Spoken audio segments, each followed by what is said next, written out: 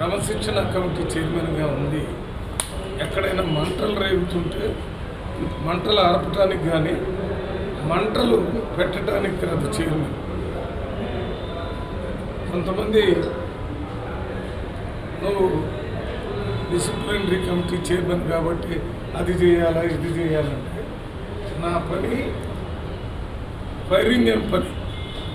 ఎక్కడైనా ఏదైనా అగ్ని ప్రమాదం జరిగితే వెంటనే అక్కడ పోయి దాన్ని ఆర్పేసి అక్కడ ఉన్నటువంటి ఆస్తి నష్టం ప్రాణ నష్టం జరగకుండా చూసి ఏ రకంగా ఈ జ్ఞాపకదళం చేస్తుంటూ ఆ కార్యక్రమం చేయటం ఇవన్నిటినీ సరిచేస్తూ కాంగ్రెస్ పార్టీలో అందరూ కలిసి పనిచేయాలి.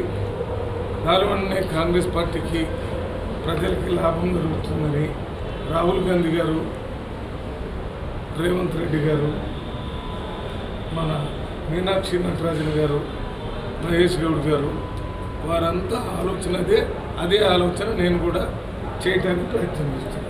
నేను ఎంత చెప్పినా మళ్ళీ అదే రకంగా చేస్తే వేటు తప్ప మునుగోడు మంటలు ఏమన్నా మీ దృష్టికి వచ్చినాయా సార్?